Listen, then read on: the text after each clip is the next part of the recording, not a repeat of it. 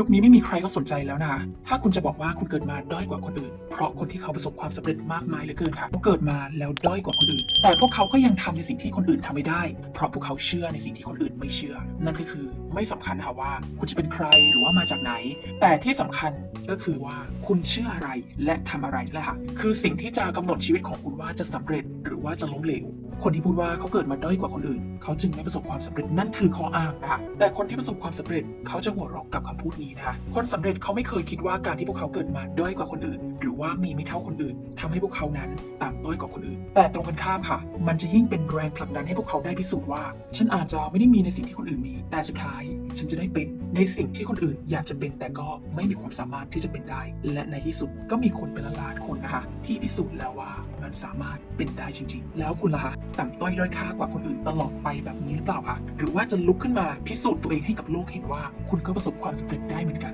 นอยากจะบอกนะคะว่าเป็นไปไม่ได้ค่ะที่คุณจะไม่มีอะไรดีในตัวเลยสักอย่างเพราะคนธรรมดาทุกคนมันจะต้องมีอะไรสักอย่างที่มันมีซ่อนคือความดีอะไรนิดนึงไม่ว่าจะเป็นรูปร่างหน้าตาหรือว่าบุคลิกของเราที่จะดูมีเสน่ห์สำหรับคนอื่นหรือว่านิสัยบางข้อก็ได้ค่ะหรืออาจจะมีอะไรบางอย่างที่เราสามารถทำได้เก่งกว่าคนอื่นก็เป็นได้ฉะนั้นลองนึกดูดีๆนะคะว่าคุณมีดีอะไรเพราะคุณอาจจะเจอมันหลายข้อกว่าที่คุณคิดก็ได้และถ้าเกิดว่าคุณเชื่อว่าตัวเองมีดีความเชื่อนั้นแหละค่ะมันจะทำให้เรารู้สึกดีกับตัวเองมากยิ่งขึ้นและมันก็จะเพิ่มความมั่นใจให้เรามากยิ่งขึ้นหลายเท่าเลยค่ะลองคิดแค่สักครั้งหนึ่งนะว่าฉันเนี่ยมีดีหลายอย่างอยู่ในตัวของฉันเลยแล้วความรู้สึกที่คุณมีต่อตัวเองก็จะเปลี่ยนไปนะคะคุณจะรู้สึกฮึกเหิมอยู่ข้างในและก็เริ่มค้นหาอะไรดีๆเหล่านั้นและคิดว่าคุณจะเอามันไปทำอะไรดีนี่คือวิธีคิดบวกกับตัวเองที่ง่ายที่สุดแต่จะช่วยให้คุณค้นเจอข้อดีของตัวเองที่มีอยู่จริงข้อดีที่คุณไม่เคยคิดว่าคุณมีข้อดีที่คุณไม่เคยคิดที่จะลองค้นหามันและข้อดีที่อาจจะเปลี่ยนชีวิตของคุณไปทั้งชีวิตตลอดกาลเลยก็ว่าได้ถ้าคุณคิดว่าตัวเองไม่มีอะไรดีจะให้ใครชอบแล้วใครจะอยากรู้จักคุณใครจะอยากคุยกับคุณใครจะอยากรับคุณเข้าทำงานแล้วใครเขาจะอยากทำธุรกิจร่วมกันกับคุณไม่มีใครเขาอยากยุ่งกับคนที่ไม่ได้ชอบตัวเองหรอกนะคะเพราะเขาก็คงจะไม่ได้มีพลังมากพอที่จะทำอะไรได้สำเร็จถ้ากับการแค่อยู่กับตัวเองแล้วยังรู้สึกแย่แล้วอย่างนี้เขาจะสามารถรู้สึกดีกับสิ่งที่เขาทำอยู่ได้ไหมได้ยินแบบนี้แล้วเรามาหาเหตุผลที่เราจะต้องชอบตัวเองกันดีกว่าค่ะชอบตัวเองให้เหมือนกับคนที่ประสบความสำเร็จเขาชอบตัวเองคุณเคยเห็นไหมคะว่าคนที่ประสบความสำเร็จทุกคนจะชอบตัวเองบางคนเนี่ยดูเหมือนกับขั้นหลงตัวเองด้วยซ้ำคือพวกเขาไม่กลัวที่จะพูดว่าเฮ้ยฉันไม่ดีนะฉันน่าสนใจนะฉันคือคนที่คุณจะต้องให้ความสนใจที่อยากจะคุยด้วยและฉันคือคนที่คุณอยากจะทำธุรกิจหรือว่าทำงานร่วมด้วยไม่แปลกเลยค่ะที่ความมั่นใจในตัวเองของพวกเขาจะทำให้บางคนหมั่นไส้ได้แต่คุณปฏิเสธได้ไหมคะว่าพวกเขาดึงดูดคุณให้สามารถสนใจได้แล้วก็อย่าคิดว่าคนสำเร็จชอบตัวเองเพราะเขาสำเร็จแล้วเพราะจริงๆแล้วค่ะคนสำเร็จชอบตัวเองมาตั้งนานแล้วเพราะเขาชอบตัวเองทุกวันที่ตื่นนอนขึ้นมาเขารู้สึกฮึกเหิมมีพลังกล้าที่จะคุยกับคนอื่นกล้าที่จะทำความรู้จักกับคนอื่นแล้วก็กล้าที่จะนำเสนอตัวเองและก็มันเป็นการสร้างโอกาสให้กับตัวเองค่ะทุกสิ่งดีๆที่เกิดขึ้นเป็นเพราะเหตุผลเดียวก็คือเขาชอบตัวเองเขารักตัวเองค่ะเชื่อสิครับว่าเราทุกคนล้วนมีเหตุผลที่จะชอบตัวเองได้และถ้าคุณเจอเหตุผลสักหนึ่งข้อที่จะชอบตัวเองก็อย่าลืม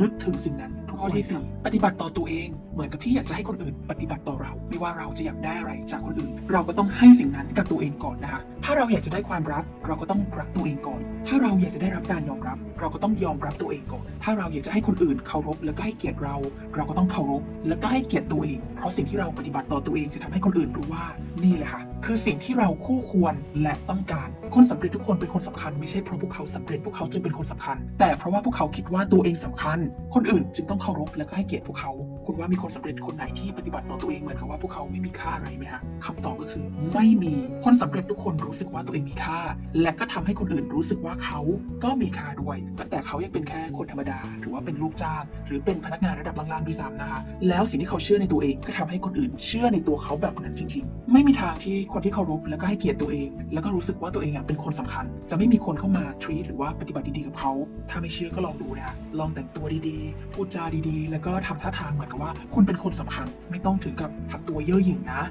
แค่ทำตัวเหมือนกับว่าคุณเป็นคนสำคัญแล้วคุณอาจจะแทบจำคนรอบข้างไม่ได้เพราะไม่ใช่หน้าตาที่เขาเปลี่ยนไปนะแต่เพราะสิ่งที่เขาปฏิบัติกับคุณมันดีกว่าเดิมอย่างแน่นอนค่ะถึงแม้ว่าจะเริ่มจากศูนย์ที่ไม่มีอะไรไม่ใช่ว่าเราจะประสบความสำเร็จไม่ได้จริงๆแล้วมีคนที่ประสบความสำเร็จที่เริ่มจากศูนย์มากกว่าคนที่สำเร็จที่เริ่มจากการมีทุกอย่างนั่นแสดงว่าการเริ่มจากศูนย์จะต้องมีอะไรดีมันต้องทำให้เรามีข้อได้เปรียบบางอย่างที่ทำให้เรานั้นไปไกลได้กว่าคนอื่นคุณคงพอเดาได้ไหมคะข้อได้เปรียบที่ว่านั้นก็คือ ความพยายามค่ะคนที่เริ่มจากศูนย์ย่อมมีความพยายามมากกว่าคนอื่นหลายเท่าพวกเขาถึงได้เริ่มทำบางสิ่งบางอย่างโดยที่ไม่มีอะไรต่อสู้กับอุปสรรคได้โดยไม่มีอะไรและสำเร็จได้โดยไม่มีอะไรเพราะสิ่งเดียวที่พวกเขามีก็คือความพยายามนั่นเองค่ะแล้วถ้าคุณคิดจะทำบางสิ่งบางอย่างแต่ไม่มีเงินทุนไม่ได้มีหนทางไม่ได้มีโอกาสและก็ไม่ได้มีคนช่วยเหลือคุณคือคนที่เริ่มจากศูนย์ตัวจริงและคุณก็จะเป็นคนที่สำเร็จเพราะความพยายามของตัวเองล้วนๆตัวจริงแล้วคนที่บอกว่าเขาไม่มีอะไรสักอย่างที่จะเริ่มและเขาก็คงสำเร็จไม่ได้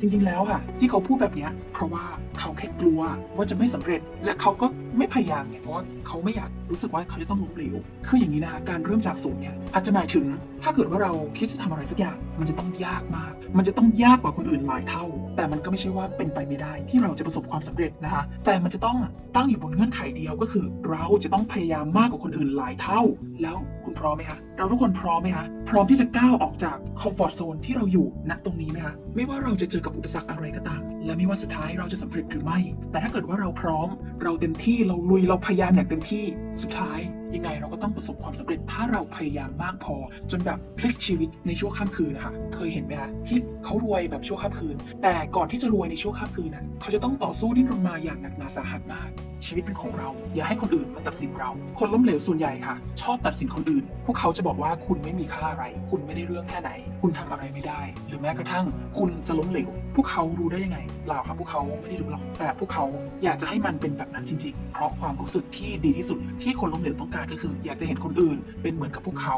และถ้าเกิดว่าแย่กว่าก็ยิ่งดีแต่จะต้องไม่ดีกว่าคุณลองไปอยู่ใกล้กับคนที่เขาประสบความสำเร็จดูนะคะแล้วคุณจะรู้ว่าพวกเขามีอะไรที่แตกต่างจากคนล้มเหลวที่แน่ๆเลยก็คือพวกเขาจะไม่ตัดสินใครและก็ไม่ยอมให้คนอื่นมาตัดสินพวกเขาคนสำเร็จมองว่าการตัดสินคนอื่นว่าเขาทำอะไรไม่ได้ถือว่าเป็นเรื่องที่งี่เง่าและการเชื่อที่คนอื่นตัดสินว่าเราทำอะไรไม่ได้ก็เป็นเรื่องที่งี่เง่ายิ่งกว่าด้วยเพราะความจริงก็คือไม่มีใครตัดสินใครได้ทั้งนั้นสองสิ่งที่อยากจะให้คุณลองทำนับจากวันนี้ไปก็คือก่อนที่คุณจะว่าใครว่าเขาเนี่ยทำอะไรได้หรือว่าไม่ได้หรือว่าจะล้มเหลวหรือไม่ให้ดูตัวเองก่อนนะคะและก่อนที่คุณจะเชื่อที่ใครพูดว่าคุณทำอะไรไม่ได้หรือว่าจะล้มเหลวก็ให้ดูที่เขาก่อนเพราะคุณอาจจะเข้าใจว่าที่คุณตัดสินคนอื่นก็เพราะว่าตัวคุณเองล้มเหลวหรือว่าที่คนอื่นตัดสินคุณก็เพราะว่าตัวเขาล้มเหลวเพราะคนสำเร็จนะคะจะไม่มีทางทำแบบนั้นและถ้าเกิดว่าคุณมีโอกาสได้พูดคุยกับคนสำเร็จต้องมีสักครั้งแหละที่เขาจะสอนคุณว่าชีวิตเป็นของคุณอย่าให้ใครมาตัดสินคุณแต่จงเชื่อในตัวเองและก็ทำในสิ่งที่คุณเชื่อทุกคนจะวิจารณ์ในสิ่งที่เราทำแต่ก็ไม่ใช่ทุกคนที่จะชอบในสิ่งที่เราทำนะคะ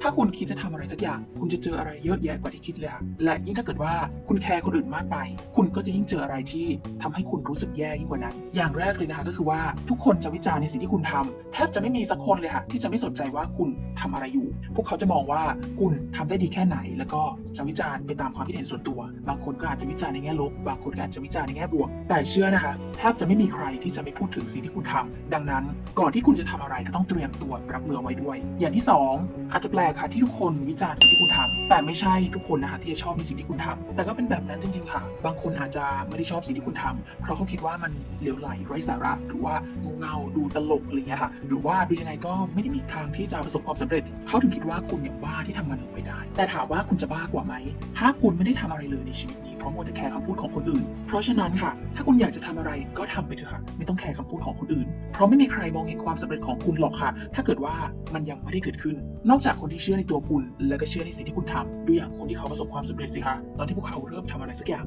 งถามว่าพวกเขาโดนนินทาไหมบางคนก็โดนหนักมากค่ะแต่ทำไมพวกเขายังคงทำก็เพราะว่าไม่มีอะไรในโลกนี้ที่เราทำแล้วจะไม่ถูกวิจารณ์ย้ำนะว่าไม่มีอะไรในโลกนี้แต่อย่าลืมว่าอะไรที่บ้าๆที่ถูกหลายๆคนเยอะแยะวิพากษ์วิจารณ์เนี่ยก็จะกลายเป็นความสำเร็จที่ใหญ่มาแล้วทั้งนั้นแล้วคุณไม่อยากจะลองดูบ้างหรอคะเราคิดว่าเราเป็นใครเราก็จะเป็นคนแบบนั้นคนอื่นคิดว่าเราเป็นใครไม่สำคัญเท่ากับว่าเราคิดว่าเราเป็นใครนะคะมีแต่คนล้มเหลวแหละค่ะที่เชื่อว่าเขาจะต้องเป็นในสิ่งที่คนอื่นพูดและก็มีแต่คนสำเร็จที่พูดว่าเขาจะเป็นในสิ่งที่เขาเชื่อคุณอาจจะเคยรู้สึกทึ่งใช่ไหมคะที่เคยได้ยินคนสำเร็จบางคนพูดว่าเขารู้มาตั้งนานแล้วว่าเขาจะประสบความสำเร็จเขารู้ว่าเขาจะรวยแล้วก็จะกลายเป็นคนที่ยิ่งใหญ่แล้วเขารู้ได้ยังไงอะไรทำให้เขาเชื่อแบบนั้นคำตอบง่ายๆก็คือตัวเขาเองค่ะลองเปรียบเทียบดูนะคะถ้าคุณคิดว่าคุณเป็นเต่าแล้วคุณจะคลานไปอย่างช้าๆถ้าเกิดว่าคุณเป็นกระต่ายคุณก็จะวิ่งกระโดดไปเร็วมากยิ่งขึ้นหน่อยและถ้าเกิดว่าคุณจินตนาการว่าคุณเป็นนกคุณก็จะบินใช่ไหมคะและไม่มีทางที่คุณจะคิดว่าตัวเองเป็นนกแล้วคุณจะไม่เห็นปีกของตัวเองแล้วก็จะไม่กางปีกบินแล้วก็จะไม่เห็นตัวเองอยู่บนท้องฟ้า